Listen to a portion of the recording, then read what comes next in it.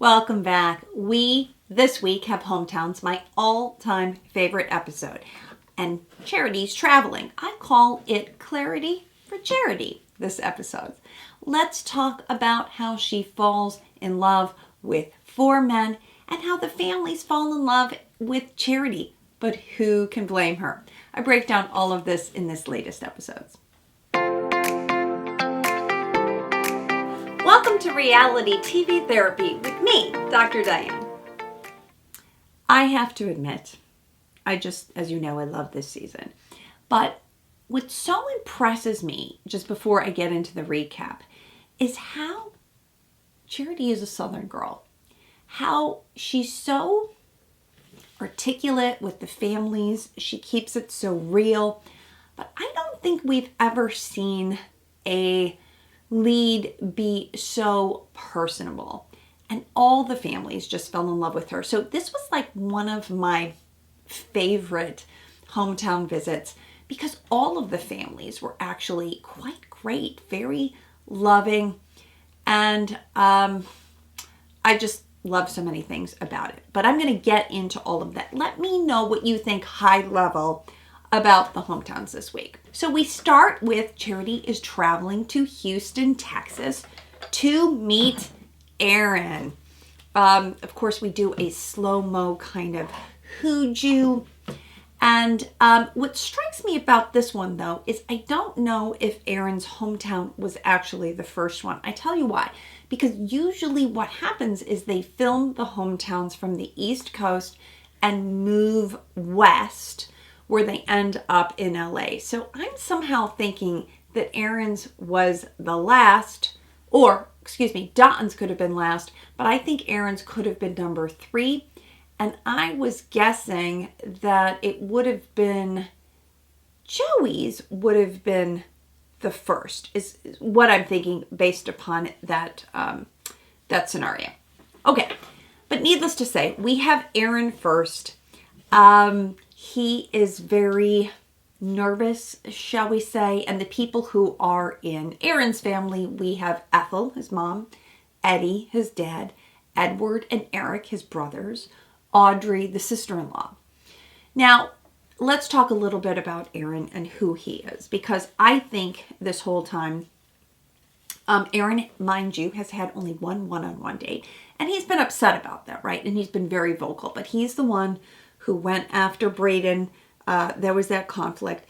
And he's been the one who's really stepped up as Charity's provider, protector. He's been very, shall we say, a little bit, feeding her information about what's going on at the house. But to me, Aaron feels like he's got some anxious attachment style issues. He has been very, again, upset, very vocal about these things, and we know that he's behind. In fact, Charity, right at the start in her ITM, says that, Aaron's behind. I'm not sure if he's going to be able to catch up, and he knows that too. But there has been a little bit erraticness and a little bit of emotionality for me that speaks to an anxious attachment style. Not a huge one, but mild enough that I think it becomes an issue. So now there's some really good stuff that comes in the hometown, but he tells Charity, they're sitting on that bench in Texas. He tells Charity that it's been 10 years since he's brought someone home. 10 years.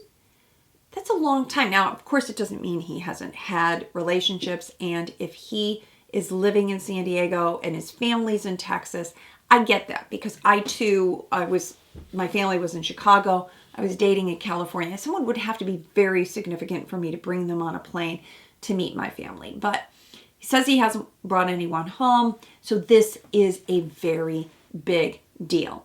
And again, everyone knows it, Charity, and he knows it too, that what are they even going to talk about with their family? Because there's been only one date. So they've really got to kind of pump that up.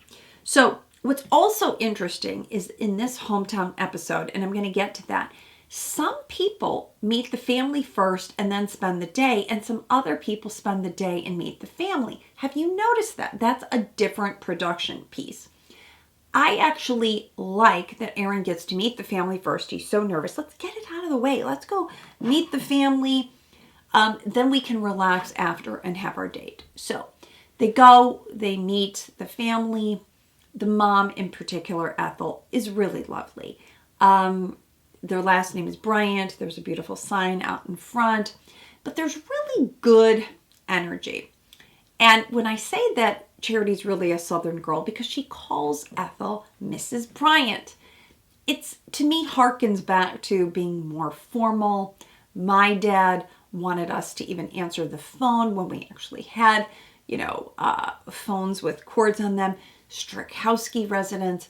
There's a formality to it, but that's very Southern, and I actually like that. Now, I was a little bit worried about Ethel because the storyline was that she took one of his exes into a room and had a 45-minute chat with the girl. So I thought, okay, mom might be intense. But so many lovely moments in this family. The hometown cooking. My God, the feast that they made for Aaron and Charity. And Charity's really a foodie because she's said that multiple times. I don't know how she stays so thin, my God, but she is a foodie, and the food just looked like really prepared from the heart. So there was a really nice connection with Eric, the brother. He says to Aaron that mom and dad are going to be the tough one. I didn't think they were that tough at all. Not at all. I thought the parents were actually, everyone was loving. But what strikes me about this hometown is the healing that's happening. And the healing is happening for Aaron and his parents and his dad in particular. And when you go on these hometowns, that's why I love hometowns so much, is that you oftentimes see the men in particular just like really bonding with their family. They're telling them things that they might not normally. But you're doing this on national TV, and now Aaron's having a moment with his brother Eric, and he says, even though you may be my little brother, I look up to you because he is happily married. And there's a lot of respect and love and support. Different than what we've seen in some other hometown where, again, there's always the skepticism, want to protect your heart. This one, there was none of that. There was just unconditional love and support, though I don't imagine it was always that way. So let's start with Ethel. She talks to Charity, and Charity describes all the things she loves about Aaron. He has a loving heart. He's gentle, passionate. Mom asks, have you been in love? Great question. Yes, ma'am. Again, very formal. But what Charity then says is she says, I come from humble beginnings. Wow. Okay. I like that she's talking about herself. She doesn't like to be put in a box. She enjoys the simple things. And the mom says yes, because like she's enjoying the food, and you can see how grateful she is. She has such a grateful heart. And now this is something we've never seen before. Mom says, what if Aaron proposed to you today? And Charity says, probably not. Truthful, honest, but have we ever had a lead say that to the parent?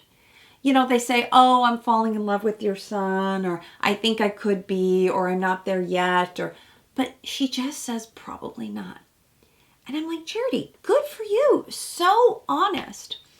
And the mom pauses and kind of makes a little face, but she's just taking it all in, and she's saying, okay, that's fair, right? And they beautifully kind of move on.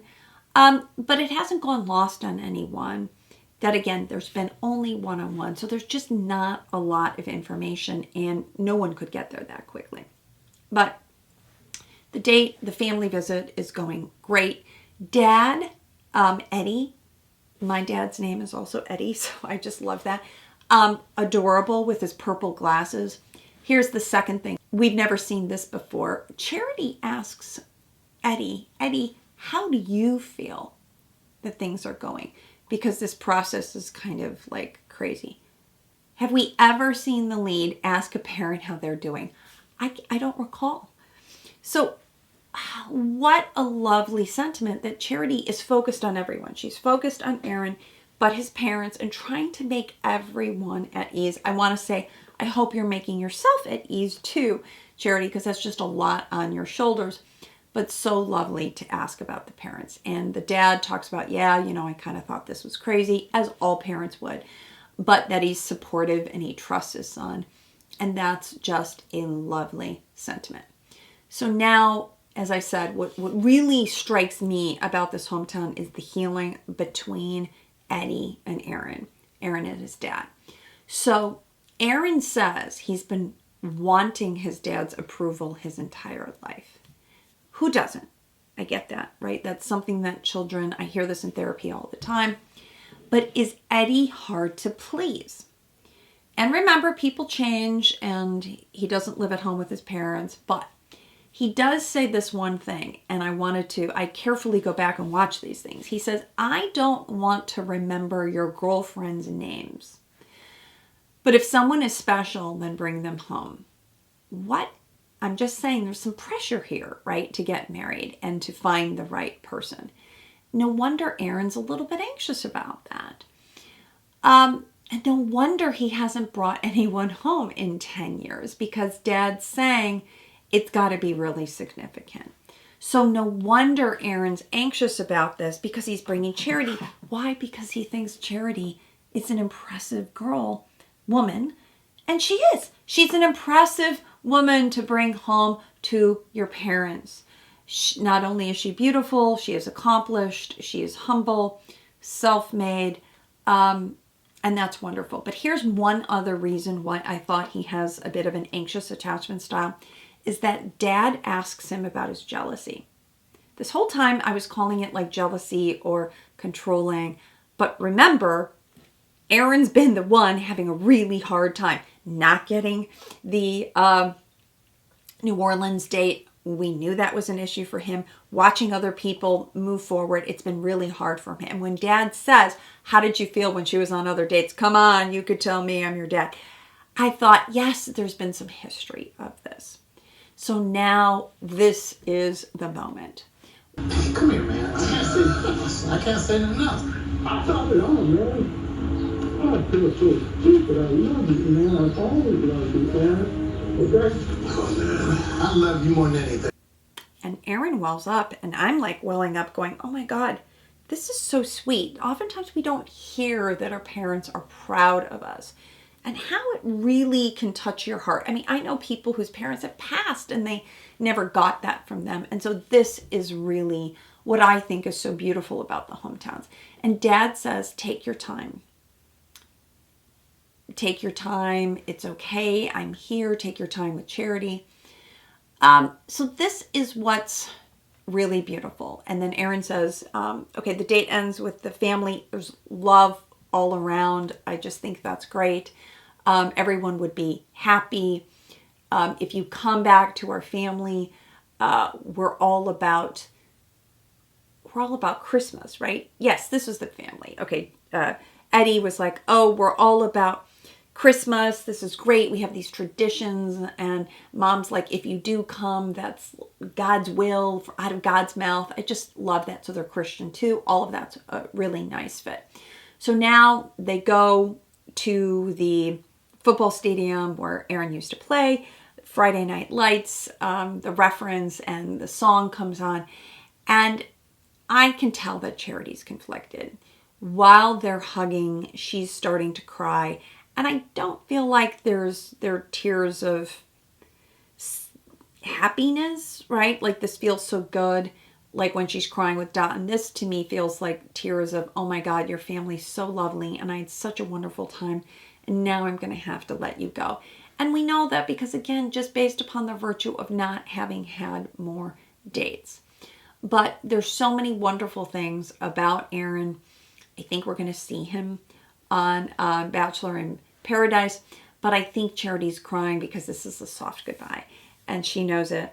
And I think Aaron, again, just process of elimination knows it. Hometown number 2, we've got Joey in Collegeville, Pennsylvania. Who do we have? We have Mom, who is Kathy, Nick, his dad, Joe, the uncle, we're going to get to, Carly, Ellie, Zach, the brother-in-law. Carly and Ellie are his sisters.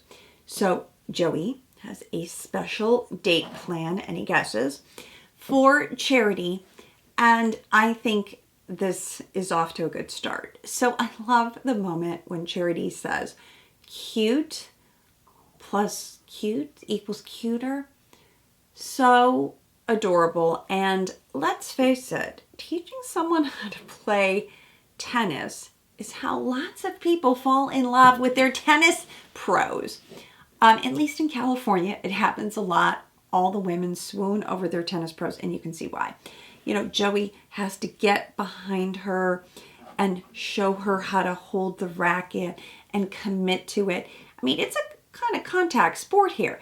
And he's enjoying so much of it. There's lots of little kisses in between. And, you know, he's showing her how to have her wrist kind of laid back and low. But what I love is Charity's response. And it brings out the best in her. She also said, and I've mentioned this, as she's looking for someone who's athletic. But she says, I'm cute and flirty and I can let my walls down. And she feels very loved by Joey, very accepted. Let's face it, Joey, this is not his first rodeo, not his first tennis match. He is a pro. And him teaching her tennis, I think, was really perfect because this does bring out the best in him and he feels like he can be in command on the tennis court, right? This is what he does. And there's so many cute analogies about falling in love and tennis and all of that. So courting, let's go on and on. But Charity starts out the date, right, saying she wants to tell Joey that she's falling in love with him. Wow, this is big. And she's not told anybody that. So now here's where the date takes a dive. We could throw the backing out. Is when Uncle Joe comes. I don't know about you, but an uncle showing up is not really a romantic vibe. And Uncle Joe is just a downer right from the beginning. We'll get to that. But he comes in. He looks skeptical right at the start. I don't know. It's kind of his face is sullen. People are calling him the funkle. He's not the fun uncle. He's just kind of bleh. There's something about his energy. But Joey keeps talking about how significant his uncle is, right? He coached him, that he cares so much about his opinion. He's made such a difference in his life. And here's the thing. Okay, Uncle Joe, I just feel like he's doing a lot of what we call projecting. He's projecting how he feels onto Joey. And I think there's such a level of involvement. I totally see that I think he's making some wrong analogies. So Uncle Joe is saying that we have a lot in common. We have a lot of similar traits. But I'm like, who is this Uncle Joe? Is he single himself? He did have a ring on, but I didn't see what finger that was. Maybe that's not correct. But is he a single guy who doesn't want to lose his nephew being single? Do these guys go out together? But I felt like he was kind of over-identifying with Joey, being very protective. And I'm telling you, I think when Joey has to go back and watch the playback, which has just happened, he's not going to be happy with Uncle Joe. I wouldn't be happy with my uncle who kind of came and threw me under the bus. Like, just be happy for me. And let's face it, are you really going to act that romantic towards Charity when your uncle is there? So him being there, I just didn't think made Joey comfortable. So is Joey really being his authentic self? I think he was uncomfortable. And maybe Joey, who looks up so highly to his uncle, just feels like he wants to please him. And it's hard to really act cool in front of the person you're dating when you're trying to please your uncle. Whether that means he's a people pleaser or not, I don't know. But the date for me kind of falls flat with this Uncle Joe vibe in it. And I don't know, he just says things like, right, I want to see if he's got his head screwed on straight. This is something that, like, older people say, and I really don't like it. I mean, it's sarcastic. Okay, so now we go, tennis date is over. We go to meet Joey's family, which I was so looking forward to, right? This is the dad who came out as gay. I think he has a partner himself, but we don't meet Nick, who's Joey's dad's partner. He's not there. Who knows? Are they saving this family visit for The Bachelor? Because, you know, the rumors have been that Joey is going to be the next Bachelor. And I wouldn't be surprised. A lot of people find Joey very attractive. He seems very authentic and sincere. Joey's sister, who is Carly, absolutely lovely. I think this was the sister that Charity was in contact with on the DMs. They're following each other. That's why people might have thought that Joey might be her number one. But anyway, Carly asked a good question, right? Like, how does my brother stand out?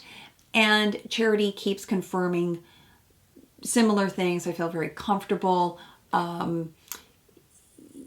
Everyone wants to protect Joey, though. That, you know, we've heard this before too. Most hometowns, right? He gets so involved. We'll have to pick up the pieces if he gets hurt. Everybody wants to be protective. I get that. Okay, but I do think that Carly and Charity connect. Then Joey's mom, she's anxious. What makes Joey special? You know, love is love. But here's what I think happened. So I'm not sure. I can't remember exactly if it was the mom or Joey who says, like, am I being real? Or the mom says, are you being real? And I thought, here's what I think happened. The uncle met the two of them on the tennis date, then comes home before Joey and Charity come and says, yeah, Charity's great, but I don't know if I'm feeling it. Because I feel like it put the hesitancy in the mom, and she's kind of anxious, and the sister, and now everybody's maybe more protective because Joey had gushed about how loving and accepting they are, and they are, but I felt like the family was holding back, and I'm thinking it's because of Uncle Joe. Okay, let me know if you think that I'm wrong about that, but that was just kind of my feeling. Like, why are we all now, like, wondering who's being real? Because I think the uncle planted the seed. But Joey then talks to the uncle. I want to know the truth. And here, now, Uncle Joe, to me, seems like he's auditioning for Senior Bachelor or something. Yeah, she's kind of cool. She's grounded. She seems legit. You know, but on the court, you just weren't comfortable. Are you portraying yourself?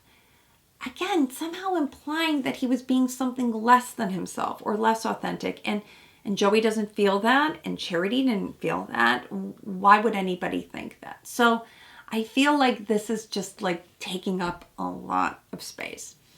And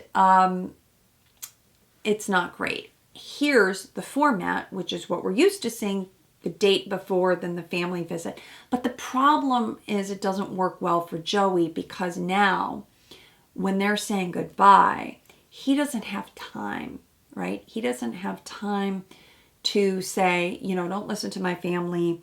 I think my uncle like got to them. How did that go for you? He doesn't have time to do any damage control with Charity. And then of course he's going to be anxious before we get to the final rose because he's known, he can feel that the sense is something has shifted and something has changed. But the goodbye to me felt stressful, right? Is this going to be a goodbye? We just don't know. Okay, let's get to Xavier. We're in Ohio now, Cleveland, Ohio. Who do we have on this family visit? We have Clarence, the dad, Chelsea, the sister, Tracy, the mom, who is lovely. But Xavier meets Charity. He is also very complimentary. He always tells her how beautiful she looks. There's clearly still some chemistry here between these two. I don't think that is gotten missed on anybody. But he looks more relaxed in his hometown, just like happy that she's there, she's beaming. And then he says, you know, we're going to do something crazy. I'm like, crazy? What's that? And of course, this is kind of the joke. We're going to go to his knitting store, is it? Yeah, a knitting store where they do lessons. We have one actually down the street.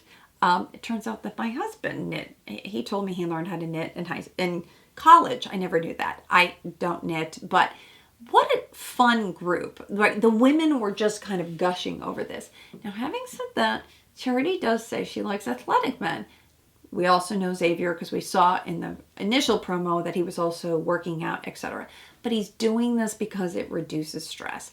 And it's a lovely synergy amongst everyone talking about how it's so stress reducing.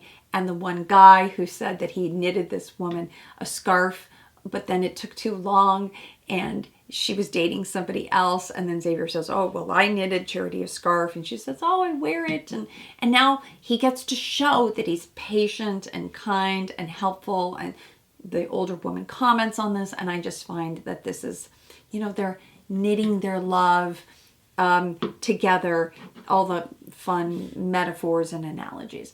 Okay, so now we get to the hometown. Here is the excitement. And the way that Xavier goes to his mom and just like falls on her and gives her such a big hug was really heartwarming. I like choked up how sweet that was, this kind of tackle hug. And we never see mom get up, right? Remember, mom has MS. I don't know if she has trouble walking, if she's lost her hair because of that. But obviously there's just so much love. And I can see why probably Xavier couldn't really move forward or say that he loves Charity until he's had his mother's approval in particular. But the mom is now a huge fan of Charity. She can sense that her son is in love, or at least close to being in love. And what a great catch Charity is, right? The mom is a huge fan, and she's like, wow, it seems like they've been together for a very long time, which is lovely to get that vote of approval from your mother. Chelsea, the sister who looked a little bit more skeptical, she gets right to the point. How much do you like him? Are you falling in love with him? Are you already there? Charity says, she's in between. Right. How can she? But for now, she feels like she's kind of in between liking, falling in love. But then Chelsea really is wowed by Charity. She just thinks that Charity's the great. She does think that her brother really is ready to settle down, because that's the question. Is Xavier in a place to settle down? And the mom and the sister both confirm that he's been wanting to get married for a long time and have children. So now the whole family says they feel like they know and understand that there's a really strong connection. Everybody thinks Charity's phenomenal. And this is just a big love fest. But what do I think about Xavier at this point? I really do think that he's a methodical, analytical guy who it's going to be a little bit different than Dotun and just not go with his heart. He's going to go with his head. He's a guy who leads with his head and moves a little bit more slowly. But then the problem is, when other people are moving faster, is there enough time to catch up? I don't know. Okay. Finally, let's talk about, I'm going to use the same doll for Dotun too. So Dotun's from Fresno, California. At least that's where they go for the hometown visit. And who's present? Well, we have his 3 sisters, 2 brothers, and his grandmother, Tematayo. I think that's what her name is. And then we'll get to that. But he has so far to bend with Charity. Remember, she always grabs his face. The other guys, if you notice, when she hugs them, she pats their back, and it feels just a little bit more like friendship. Pat, like when you pat your friend in the back versus holding Dotun's face. I pointed this out in my last video, and it happened again, so I'm pretty convinced that's how she feels. Now, unfortunately, Dotun says his parents won't be able to meet Charity because they spend 4 to 6 weeks a year in Nigeria. Timing won't work out. And he's bummed and Charity's bummed, but she's very understanding, right? And she's going to get to meet his sisters and his family. So The whole vibe is all good. The grandmother, oh my God, who gives what they said is like the top 5 rated best hugs you've ever received. She's going to feed you till you can't eat another bite. And she's going to tell you to it straight. And here's the grandmother. She says, I can feel and see that they are bonded from heaven. Wow. Wisdom being spoken here. And who can't get on board with that? The grandmother is just lovely. Dotun and Charity, they're just oozing their connection to the family. Everybody feels it. And then all of a sudden they're outside eating. And who walks up but Dotun's parents? Another beautiful moment of the show.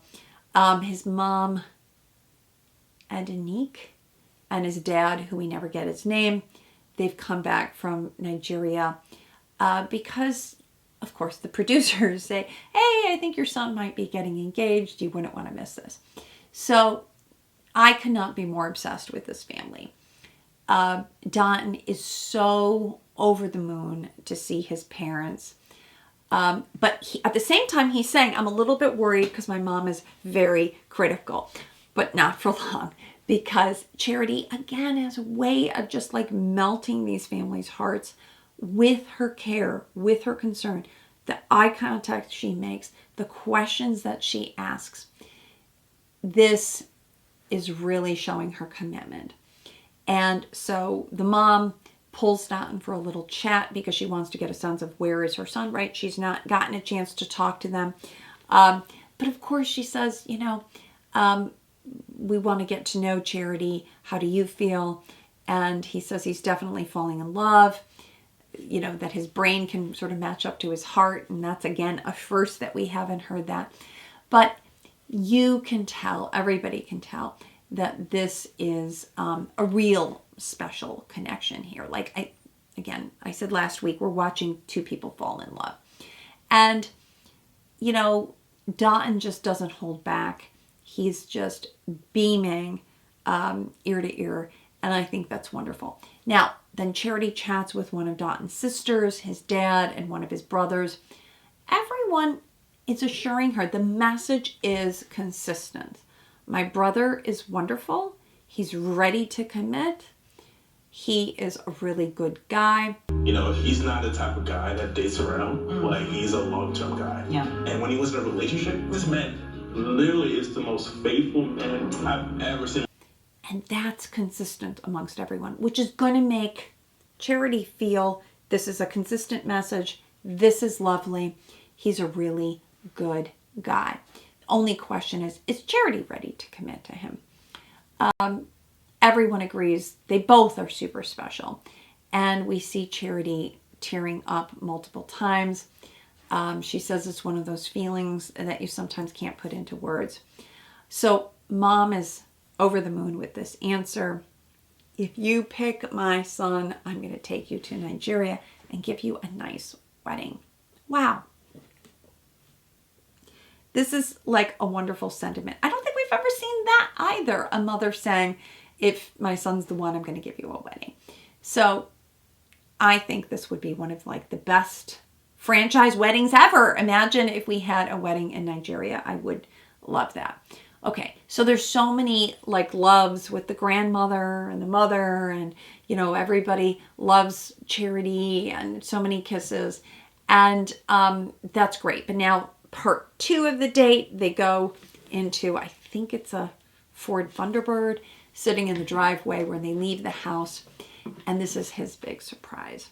They're going to go to this drive-in theater. No big build-up. Just get in the car. Let's go. Charity says she can't believe it because this is what her parents used to do on their first dates. Again, back to her parents had a humble beginning. I just think it's really sentimental. And then they start playing these home movies of Dotun as a little kid, and they're dancing with the family and the parents. And now we've got baby pictures. So obviously this is a lot of production Production had to give the pictures of them bungee jumping, their running date. Remember, this show has not been produced yet, so he has to coordinate with them. And the producers probably love Dotun. He comes to them and says, help me create a memorable movie for Charity. They know he's in love with her. Of course they're going to help him. So that felt really special. And then the hugging and kissing, and now she's crying big crocodile tears, which don't feel like sadness tears, right? They feel like authentic, I cannot believe I'm so lucky tears. And this is really beautiful. Wasn't it the question that came up, is Dotun being real? Because again, the Joey thing, that's why I think Joey date was number one, and Dotun was probably the latter one, because again, of just the way that it rolls. But I think the slideshow, the movie was perfect. And she says, is there anything more? And he says, well, there's more to come. How sweet. Sweet, sweet, sweet, sweet. Like a candy. Can't get over it. Okay, so now we have Jesse and Charity, or Jesse, who we know was not here last week. Has he been on vacation? Because he looks kind of tired. He's cute in his J. Crew sweater or whatever. Tell me, how's it going? And of course, Charity says she's falling in love with 4 men. So I guess we're all trying to beat Clayton, who fell in love with 3. But we know that's not entirely true. And we know that someone's going home. So then what we see in the final rose ceremony is that the guys are nervous. Of course, Joey expresses most nerves because he said every other time he's felt confident. This time he hasn't. He wished he told her that he loved her, but really, we wished he'd done damage control about the uncle. And now she gives Dotun the first rose, which is important. Then Xavier, and then Joey. And I think that was, right, purposeful and a little bit of a message to Joey. Joey, your uncle might have blown that for you. So the one weird thing, though, about this date, why in an airplane hangar? Like, I don't really quite get it. We've seen this before. If you recall, JoJo had one of her dates in an airplane hangar. And then, of course, Peter the pilot. But for Peter the pilot, it just made more sense. He's a pilot, and to do the airplane hangar. But I guess it's somehow dramatic. And at this point, they're not going to go back to the mansion because that would be a big cost because they rent that out. Anyway, somebody must, on the production, must have a connection. All right. But all of that to say that what comes next. And finally, are there any lessons we can learn? You know, I'm always looking for, like, what are the lessons we can learn? Well, one, we learned from Joey, you got to be authentic, right? I don't know if he is or he isn't, or is that the uncle? So that's the thing. I'm not entirely sure. And the other lesson we learn is that when you come into a situation like Charity has, and you are comfortable and you are relaxed and you're paying attention to everyone and asking how they're doing, they're going to fall in love with you. I mean, it's so lovely to have that go kind of both ways. And that's why I think Charity is such a successful Bachelorette, because she's showing us how to have grace, how to be kind, how to check in with so many people. And that's not a natural skill. Not too many people have that. Okay, so what do we think is going to happen on the Fantasy Suites? Obviously, there's going to be some drama. We are going to finally get to this Cinderella slipper where we see a shoe being left. My guess is Xavier is not going to be ready, and the tears are about him because you're supposed to be getting down in a knee. But he's already telling us he's ambivalent. We don't know. Somebody comes back. Everybody's assuming that's Aaron. I think it's Aaron. I jokingly said, I think maybe it's Uncle Joe. Hey, I need more time to tell you how I feel. Or do you know anybody on the production company for the Senior Bachelor? Anyway, they're going to keep us waiting to the end. But I really think that we're going to get a love story here. And overall, these hometowns were just beautiful. They were big, beautiful, warm families. I just couldn't get enough of it. Let me know what you thought, and please subscribe to my channel if you haven't yet, because I want to keep producing more content like this. Leave me comments, likes. I just want to know what you're thinking. So much love for all the families, and I'll see you next week.